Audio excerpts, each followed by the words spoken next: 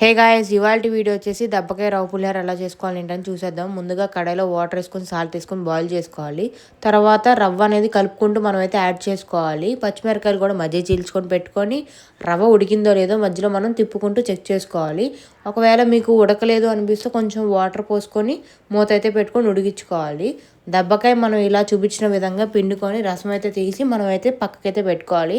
Once రవ్వ అనేది ఉడికాక వేరే ప్లేట్లోకి ట్రాన్స్ఫర్ చేసుకొని ఆయిల్ అనేది మనమైతే యాడ్ చేసుకుంటూ ఉండాలి. ఆయిల్ యాడ్ చేసుకున్నాక చిటికెడు పసుపు వేసుకొని అండ్ వేయించిన పల్లీలు ఏవైతే ఉన్నాయో అవి కూడా మనమైతే యాడ్ చేసుకోవాలన్నమాట.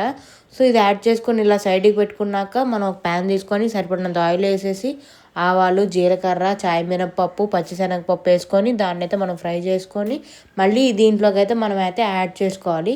నెక్స్ట్ పచ్చిమిరకాయలు ఏవైతే ఉన్నాయో అవి కూడా మనమైతే వేయించుకోవాలన్నమాట. ఈలోపు మనం ఈ రవ్వ పులిహోర అనేది మనమైతే మిక్స్ చేసుకున్నాము. అండ్ నెక్స్ట్ పచ్చిమిరకాయలు కూడా యాడ్ చేసేసుకొని మళ్ళీ మనమైతే మిక్స్ చేయాలి. తర్వాత దబ్బకాయ రసం మనం ఏదైతే పిండి పక్కన పెట్టుకున్నామో అది కూడా మనమైతే యాడ్ చేసుకుంటూ ఉండి అది యాడ్ చేసుకున్నాక అల్లము చిన్న చిన్న ముక్కలుగా కోసి పెట్టుకొని అవి కూడా యాడ్ చేసుకొని తర్వాత ఎండుమిర్చి కూడా మనం అయితే వేయించి పక్కన పెట్టుకొని అవి కూడా మనమైతే యాడ్ చేయాలి. ఉప్పు సరిపోతే ఉప్పు కూడా యాడ్ చేసుకోవాలి. మన రవ్వ పులిహోర అయితే రెడీ అయిపోయింది గైస్.